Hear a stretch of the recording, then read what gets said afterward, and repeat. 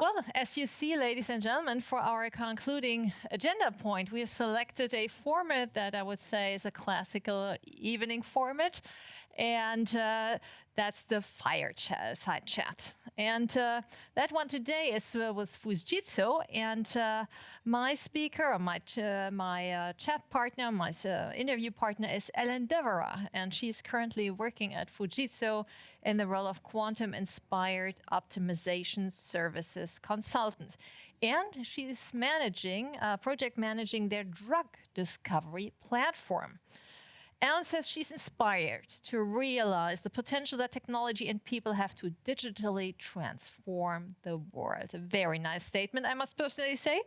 And since joining Fujitsu, she's been involved in a number of special high-profile projects, very interesting ones, I would say, including as a technical lead for the Space Debris program, collaborating between consortium members and the UK Space Agency. Well, very interesting things that we hear about you. I say, welcome, Ellen Devereux, from drug discovery to space combinatorial optimization problems. That's our topic now, and great to have you here with me, Ellen. Thanks for joining me. Thanks for having me. Oh, hello, Ellen. Well, you studied physics. I was wondering how's that helping in your daily job, in your business? Sure. So I guess physics as a degree gave me a basis in quantum understanding, so I can apply that to quantum computing. But it also gave me an understanding of how do you problem solve based on, what's the physical problem and how do you put that into maths, and then how do you solve that? Well, you're an expert in the digital annealer, I was told. What is that exactly? Could you explain that to us? Sure. So you may have heard earlier today, a few of my colleagues from Germany have been talking about the digital annealer. The way we view it is a stepping stone between classical computing and quantum computing. It's capable of solving the types of problems that the first quantum computers will solve, but it doesn't have any of the complex quantum infrastructure. It's a silicon chip that can be hosted in a standard data server environment, but it's really powerful, it's faster, and it gets to better solutions than current solutions to certain types of problem. And that's the key bit. You've said combinatorial optimization quite a few times now, but the DA can only solve that type of problem. And so it's putting those physical real world problems into that framework that we really struggle with. And that's all my job. Mm-hmm. Which problems are we exactly talking about? Can you maybe give an example? Sure. So the classic combinatorial optimization problem is the traveling salesman problem. So that's where you've got a salesman, he's got to go to several cities, and which route is best for him to take or them to take to get to all of those cities in the shortest time, and maximizing, which cities are priority to them. Another classic problem is your knapsack problem. So you're going on a hike, you've got 100 potentially useful items that you want to take with you on your hike, but you can only carry a limit of 20 or 30 kilograms because you're going a long way. What's the best combination of items to put into your rucksack to best serve you on your hike? So if you had 100 items and you could only select 20 or 30, to calculate that, even doing 1,000 calculations per second on a classical computer would take longer than the length of the universe if you were to do every single permutation. Whereas the digital annealer can solve that in a fraction of a second. So that's where our strength really lies. Wow, that's very interesting. Let's move on a little bit. Drug discovery, I said in the beginning, is one of your projects. How did that all begin? I mean, how do you get to a thing like that? Absolutely. So we recognize that drug discovery is a really complex and really quite expensive process in general. And we wanted to take this really powerful piece of technology and look at where we could apply our technology to best serve the pharmaceutical industry. We started out by recognizing there was a problem. And we worked with venture consultants and industry specialists to best understand that problem and work out where we'd fit best in there. Mm-hmm. So where is the tech exactly applied in the drug discovery? Sure. So the drug discovery process starts with understanding a disease.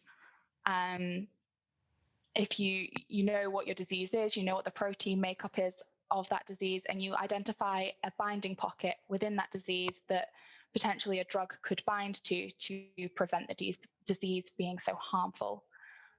You take that information and you start what's known as early stage drug discovery. And that is looking at which drugs potentially could bind to the protein. That early stage drug discovery can look very different from pharmaceutical to pharmaceutical. There's quite a few different methods there, and there's quite a few different stages included in that. But once you've found some potential targets, some potential drugs, then you take those through to testing. So you test binding that drug to the protein target. If it binds well, you take it through to clinical trials. So that's your classic testing on animals maybe, or human trials, and then it gets to market. Mm-hmm. And that process can take 10 to 12 years, which is obviously huge. And like with this global pandemic, we recognize that sometimes you really need to get drugs to market much faster than that. So where our technology sits is in that early stage part.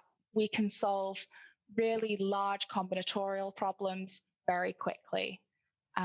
So we take that protein profile, we look at potential fragments of drugs, small bits of drugs that could bind to that protein, and we create a library of those fragments.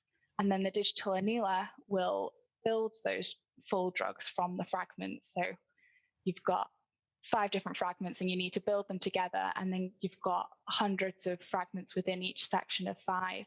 Mm-hmm. And so you've got billions of potential drugs to bind in that pocket.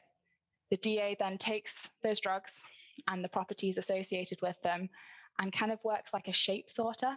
It understands the shape of the binding pocket and the constraints of the binding pocket, and it sorts those molecules, and molecules that fit well in the pocket will be passed on as a good result, and molecules that do not fit well will be rejected.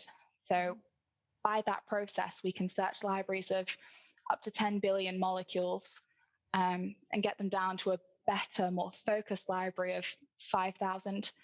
And from there, we can then use classic techniques like AI and electrostatic complementarity to find the best from those 5,000, the more standard methods.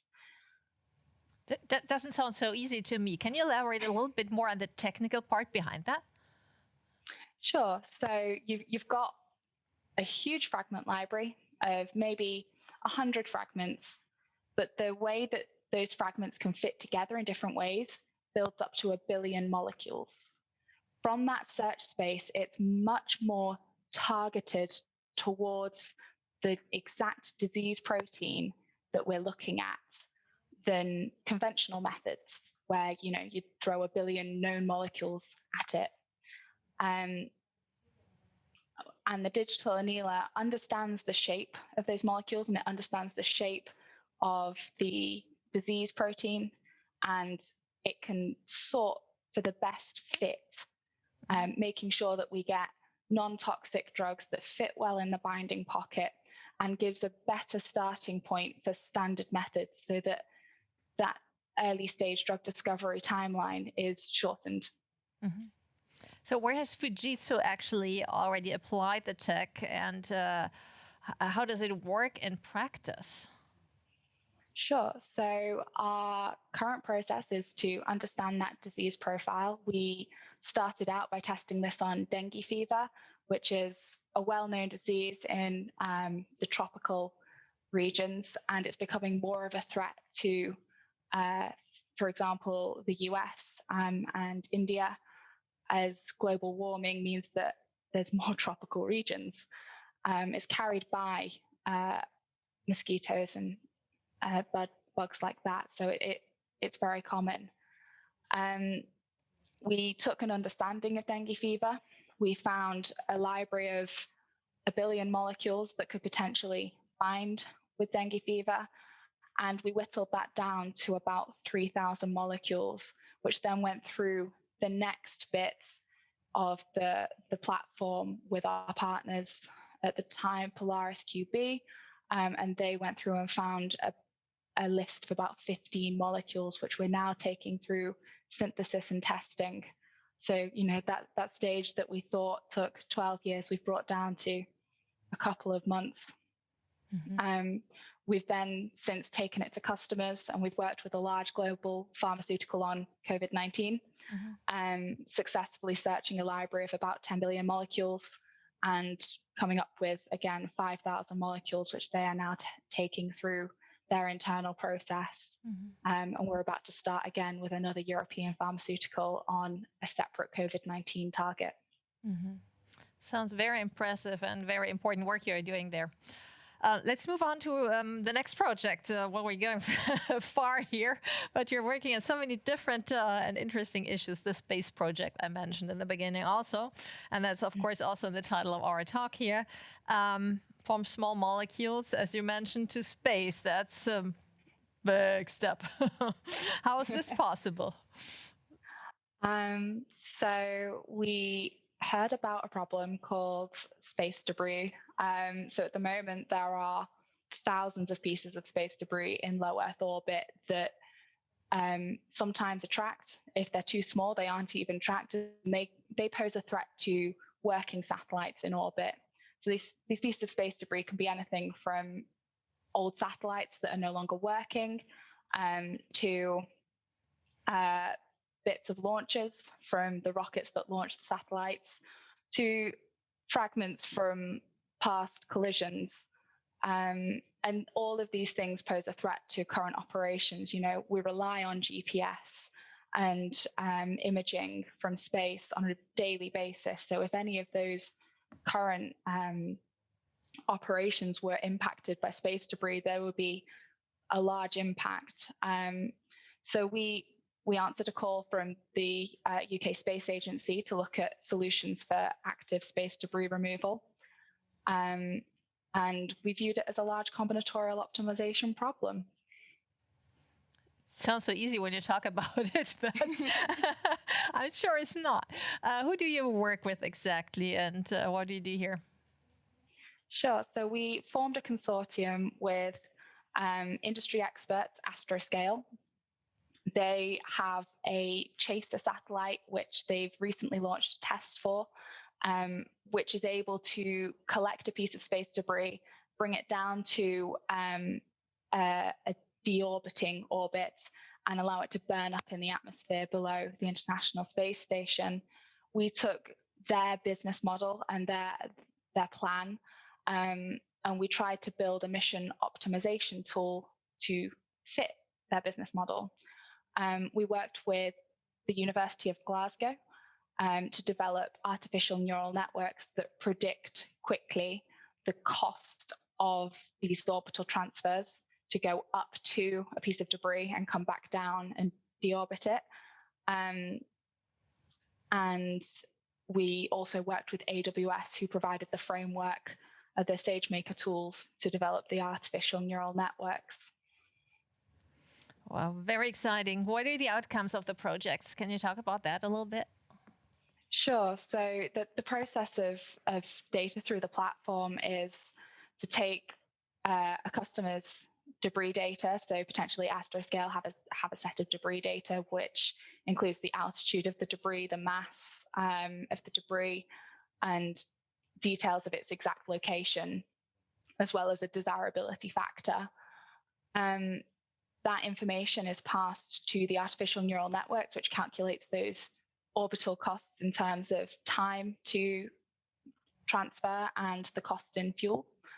And then all of that is passed to the digital annealer, where we can sort through all of those permutations to select the best mission for Astroscale's tool.